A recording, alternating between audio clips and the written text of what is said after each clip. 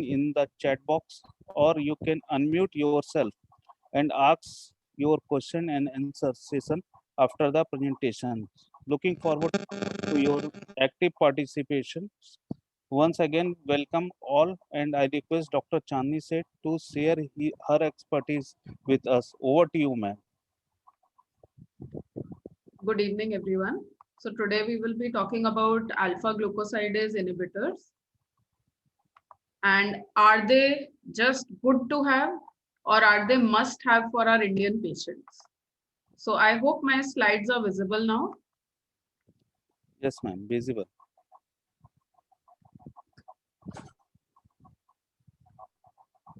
So first I want to highlight the problem in our country. So this START study was done in 5 regions of India, constituting about 10 cities. And it was found that almost in all zones, main content in our diet was carbohydrate. So despite the advice that we give to our diabetic patients to have 50 to 60% of carbohydrates in their diet, they had on an average 64% carbohydrate content. And in this study, they took both diabetics and non-diabetics. So they found that people who were diabetics, 62% of them had a high postprandial glucose, which was more than 180. So we have a problem of high carbohydrate intake, which leads to a high postprandial glucose. And this is for all zones of our country, north, west, central, east, south. And even if we look at our genetic makeup, so this study was done to compare, this was 34 people from UK, and they were compared to 13 Asian Indians in Chennai. So when they were given similar meal of similar biscuit or cereal, the Indian subjects had a higher glycemic response to the same carbohydrate content or the same kind of food. So we see that we are genetically also different from our Western counterparts. If we look at the HbA1c control and relation of it to fasting and postprandial glucose, then in both the graphs, whether it is Western population or Asian population, we see that when the HbA1c is less than 7.5, the major contributor to that level of glucose is the postprandial glucose. And as the HbA1c increases, fasting becomes the major contributor. If you see the graph on the right, which was a study done by Wang et al. In 121 Asian patients, then they saw that if the HbA1c is less than 7.5, so the first and the second quintile, you see that the postprandial peak is higher. Now, if you compare this graph on the right to the graph on the left, you see that even in the first quintile, the PP contribution in the Asian population is higher than the Western population. And if we look at people who achieved this target of less than 7%, so if we were targeting a fasting blood glucose, then only 64% achieved our target HbA1c. But if we target the postprandial glucose level, then 94% of our patients achieved the HbA1c target. So control of postprandial hyperglycemia is essential for achieving our recommended HbA1c goals. Why are we talking about this postprandial state so much? First thing that we need to understand is that most of the day, all of us are in a postprandial state. The overlapping between the postprandial state of breakfast and the time we take lunch. So throughout the day, most of the time, we are in a postprandial state.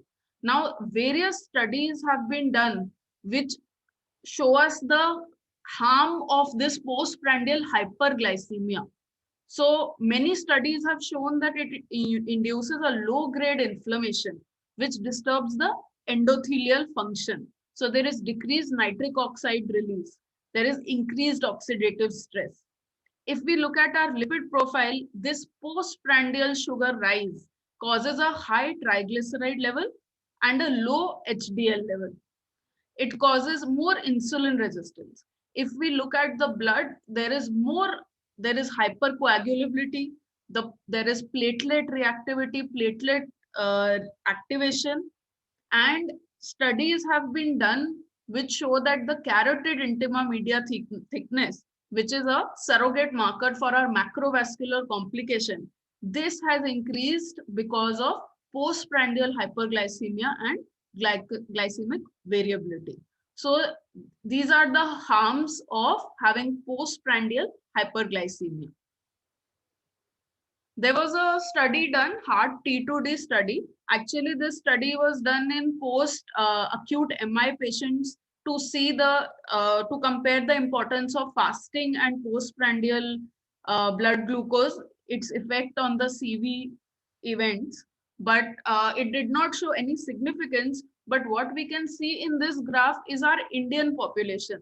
If you see the black circles, these are the postprandial blood glucose of Indian patients. So we can see if we compare to any continent in Africa or Europe or any other Asian, West Asia, we see that our postprandial rise is much higher than any of these countries.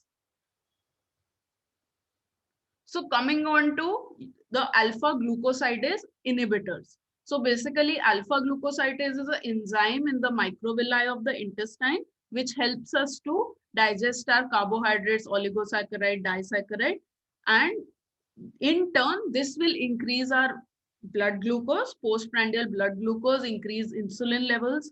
So when we are giving something which is inhibiting this enzyme, so we are causing a delay in the intestinal carbohydrate absorption. Now, once this carbohydrate absorption is delayed, the post-meal hyperglycemia will also be lower. Insulin rise will also be lower. This will improve insulin resistance. So if we see the graph on the left, then the blue one is without acarbose, the usual carbohydrate absorption that is taking place in the duodenum and the jejunum. But with the use of acarbose, this polysaccharide, they reach the duodenum, jejunum, and even ileum. So what happens is that the L cells, the K cells, which produce GLP-1 are also exposed to the carbohydrate, and indirectly this causes a GLP-1 release also.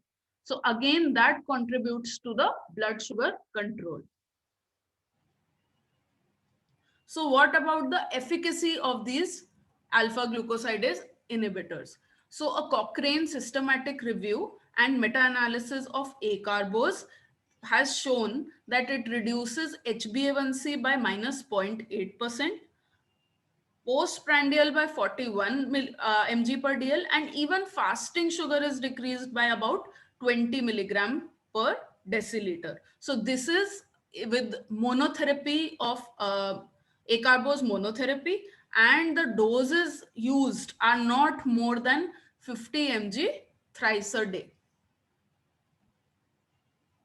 If we talk about the Asian population, again, as we talk that our diet is different, our genetic makeup is different. So naturally, this drug will be more effective in the Asian population. This was supported by a systematic meta-analysis of 46 studies, which showed that on an Eastern diet, there was an HbA1c reduction of minus 1.54 as compared to a Western diet, it was just minus 0.5. Then we move on to the various studies done. So this is a GlucoVIP multinational real world evidence study. This was done in about 9 countries, and 15,000 of patients were taken who either had diabetes or impaired glucose tolerance. And the Indian subset, there were 1,996 patients. So after 12 weeks of receiving this drug, and when more than 80% were only on a dose less than 150 mg per day, we saw that there was a HbA1c reduction of 1% in 50% of the subjects. The PP control was minus 74. The fasting was minus 37.9. reduction. So if we see the graph, initial was 243, which came down to 158, and at the end of 12 weeks we see a good glycemic control.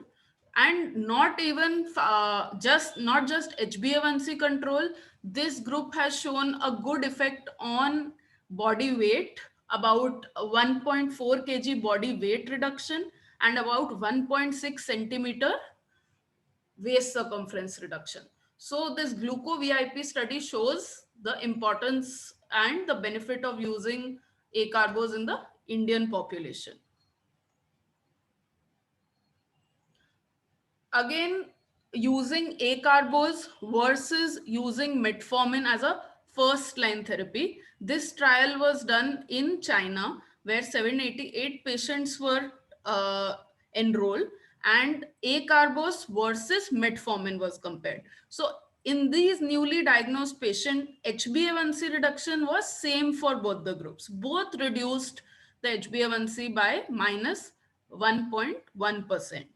But if we look at the postprandial glucose reduction, acarbose was superior. On an average, it reduced the glucose by 55 milligram per dl as compared to metformin, which reduced it to 42 mg per dl. If we look at the body weight reduction, again, acarbose had a 2.5 kg weight reduction as compared to 1.9 by metformin. Both were equally safe and both increased GLP-1 secretion. So patients who had exaggerated postprandial exertion can be treated with acarbose as a first line therapy. So if we look at the Indian population, then this study was done in 229 Indian patients who received either acarbose plus metformin or metformin monotherapy. So this was done for 12 weeks. Again, if we look at the graph on the right, we see that HbA1c reduction was minus 1.76% with both the drugs. If you gave a metformin monotherapy, it was 1% reduction. Again, we know the mechanism of action. So we see a huge reduction in the postprandial blood glucose on an average, which was 91.4 milligram per dl.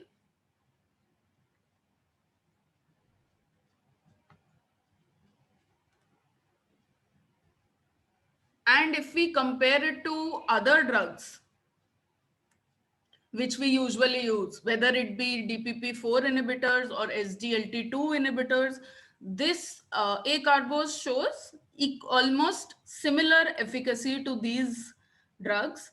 And we know that acarbose is non-systemic therapy. It is designed to slow PP absorption. So DPP-4 will reduce the HbA1c by 0.5 to 0.9, SGLT2 0.4 to 1, and even acarbose will reduce it by 0.4 to minus 1.3.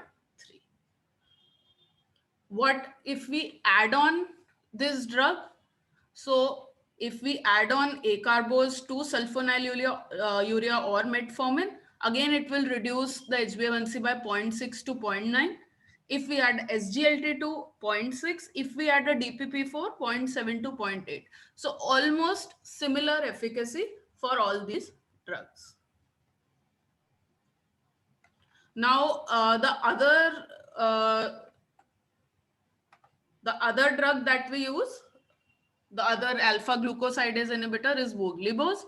Now, only thing is that acarbose has been approved by the US FDA for use in many countries, and voglibose has been used just in a few countries, doesn't have US FDA approval. Still, the Asian countries which are using it have compared voglibose and acarbose in terms of efficacy and safety. So this is a Chinese study done in about 500 patients, where in one group they gave metformin plus voglibose and other group they gave metformin and acarbose.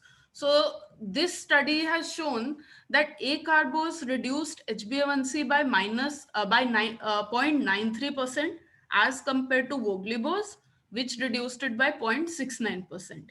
If we look at the fasting sugar, again it was 14 versus 9. If we look at the postprandial sugar, it was 58 versus 46. So at the end of 12 weeks, there was a higher reduction with acarbose for HbA1c, fasting sugar, PP sugar, as well as the body weight. Now, what are the other benefits of acarbose other than the efficacy and the tolerability? So we'll go to this one by one. First is the insulin sparing effect. So it doesn't need insulin to be present. In fact, when we are giving this drug, this is reducing our postprandial blood glucose. And when once the blood glucose level is decreased, the postprandial insulin peak will not occur. So if we see the graph on the left, the graph on the top is showing you the glucose excursion. So with the use of acarbose, which is the green triangle, there is a lower glycemic rise, and the graph below shows the insulin levels. So with the use of acarbose, the insulin rise is also lesser. So the Cochrane meta-analysis, so the graph on the right shows the Cochrane meta-analysis, which means that the post-load blood glucose and post-load insulin level are reduced by acarbose. If we look at the weight loss, we all know that insulin and sulfonylurea increases body weight in the diabetics. Metformin might help in body weight reduction. DPP-4 is weight neutral. So these alpha glucosidase inhibitors also cause a weight loss of about 1 kg on an average, which is important for our Asian patients. Coming on to the progression from prediabetes to diabetes. So a STOP NIDDM trial was done. This was a study to prevent non-insulin dependent diabetes mellitus. So patients, about 1429 patients who had impaired glucose tolerance. So they had a normal fasting sugar with a raised postprandial sugar. These patients were given either placebo or acarbose, and they were followed up for 3.3 years. So this study showed that 25% risk incident reduction in the incidence of development of diabetes. And not only reduction in development of diabetes, people who received this drug had a 35% increased chances of going back to a normal glucose tolerance. Apart from the glucose part, these patients have shown to develop uh, a risk reduction for CV event and hypertension. Now, this study compared use of allogliptin and acarbose. So if you used allogliptin alone or you used it with acarbose, if you see the average blood sugar, it came out the same. But if we do a CGM and we look at the excursions, because this excursion means there is increased glycemic variability. So if we see the excursions, then with the use of acarbose, these postprandial excursions can be reduced. So in this graph, we can see that the glucose levels were improved after breakfast and after dinner. Similar study was done with vildagliptin. Again, they did a continuous glucose monitoring, and this saw that mean glucose excursion was less when you use acarbose, which means that there is reduced glycemic variability with the use of this drug. Coming on to the gut microbiota. So we are all aware about the latest studies where they say that dysbiotic bacteria are responsible for diabetes, insulin resistance, obesity. So acarbose helps us to have healthy gut bacteria, which will basically produce more butyrates and H2 gas, which will lead to suppression of pro-inflammatory cytokines and have good CV benefits. So if we see the use of acarbose, this will push polysaccharide to colon. It will increase colonic bacterial mass, which facilitate production of short chain fatty acids. So production of these butyrates and other SCFAs lead to a better gut microbiota, which can lead to CV benefit. Again, if we see these two pie charts, so with the use of acarbose, these good bacteria are increasing in number. So a genre called megasphaera is increasing, and this leads to more abundance of butyrates, which will lead to more of lactobacillus and dialystor, which are contributing to a good glycemic control and CV benefits. Even the release of H2 gas, which is actually causing the side effect of flatulence, is actually beneficial for the patient in terms of CV benefit.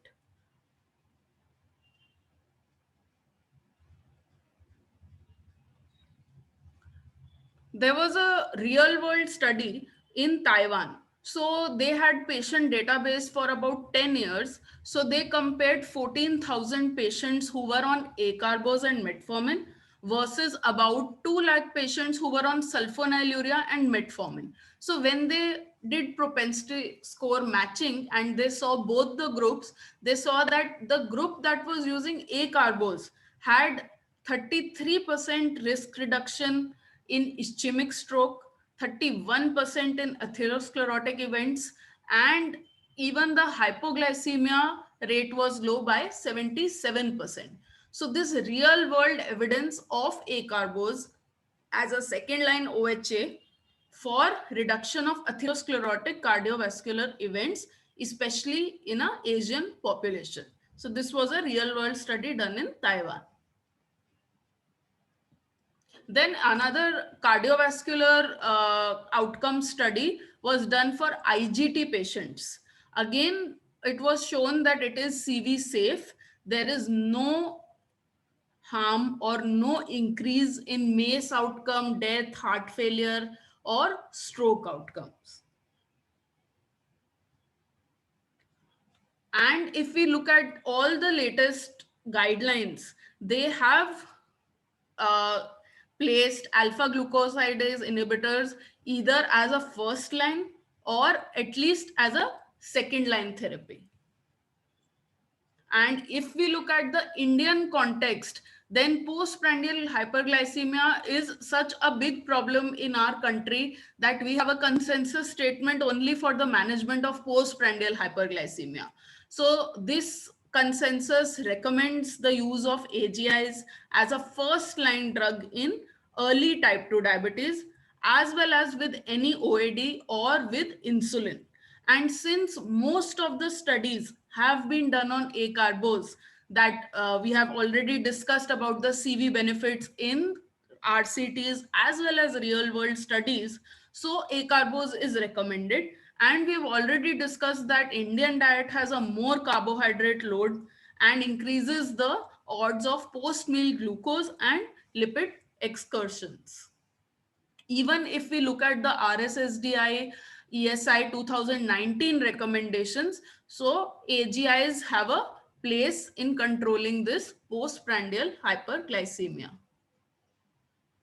So to summarize, AGI have demonstrated consistent glucose lowering effect across a broad range of patients, regardless of the background therapy, whether the patient is on insulin, oral drugs, or as a first line, we can use this drug, whether whatever the baseline HbA1c, patient will have reduction. It will not depend on the duration of diabetes, as it is not dependent on insulin for its action. Again, whatever the body weight, this will actually cause weight loss. And patient's age doesn't matter, we can use it for long term use, doesn't really affect the beta cell mass, it will decrease the insulin resistance. And even in comorbidities, so even so with the GFR more than 30, we can use this drug. And this is because PP, postprandial hypoglycemia, is more prominent in our patient. Our diets have higher glycemic index, and we have discussed how postprandial hyperglycemia helps us to achieve a HbA1c goal, how it is more effective in Asian versus Western population, and we have at least 20-year track record of safety and efficacy with weight reduction and negligible risk of hypoglycemia with cardiovascular protection. Of course, there is a side effect of flatulence, bloating, but we know these side effects. We can teach, educate our patient about it, and with time and with starting of a dosage on the lower side, after the initial phase, these side effects are abated. So to summarize, we have used acarbose since 1990. It is US FDA approved. It is available in 117 countries, and it has been used in type 2 diabetes, even in type 1 diabetic patient, and as we discussed, even in pre-diabetics. Thank you.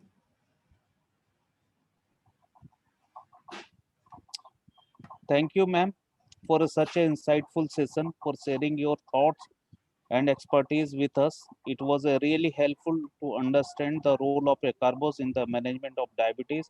Also, thank you all the doctors for your active participations. Dear all, we at Bayer really appreciate the salute your dedication towards the medical professions. It was privilege to have you with us today's meeting. Thank you for giving us your valuable time during this challenging COVID-19 situation. If if you have any queries or require any scientific data, please ask the questions. And once again, thank you all. If you have any questions, any scientific data you want, you can ask, or you can unmute yourself and type in chat box.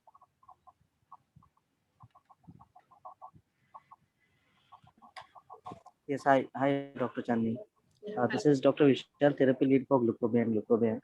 Yeah. So first of all, thank you so much, ma'am, for an insightful session and sharing your expertise about acarbose and the role of AGIs in Indian diabetes management. So actually, I would like to know how is your in-clinic experience with acarbose? How do you like find acarbose in terms of our Indian patients considering their carb-rich diet? And second is, what is your opinion about acarbose plus metformin combination? How will you rate that particular combination in terms of Indian patients? Yeah. So a lot of our patients, as we see that even newly diagnosed have a very big gap between their fasting and the postprandial blood sugar. So when we see that, the first thing that comes to our mind, apart from the diet, is use of any alpha glucosidase inhibitor. So even in newly diagnosed or even patients who come to us at a later stage and we are initiating insulin. So in many patients, we are giving them basal insulin, and for postprandial, apart from diet advice, we are adding alpha glucosidase inhibitor. So we have a very good experience, and it is actually very important for our patients to have this drug in their diabetic armamentarium. And it gives very good results, even because even after dietary advice, people are not able to decrease the carbohydrate content as much as we would want them to be. Yeah. Right. Completely agree, ma'am. That's the specialty of Indian patients, I can say. That Or they don't listen shortcoming. to the counseling point sometimes. Yeah. Right. And how is your opinion about this acarbose plus metformin combination in newly diagnosed patients? So definitely metformin has been the drug which we are going to for first line therapy. So along with metformin, if we get a good PP control, it's very beneficial for this whole fasting plus PP control to add acarbose in the first go, because nowadays the concept has changed. It is not just glucose control. We have to target different components of the ominous octet that we talk about. So when we are taking care of the different pathophysiological mechanism, it gives you a better glycemic control than use of just a single drug, even in the very beginning. Completely agree. So thank you so much, ma'am. Over to you, Deepak. Yeah, ma'am. Once again, ma'am, thank you so much for your insightful sessions, for sharing your thoughts and expertise with us.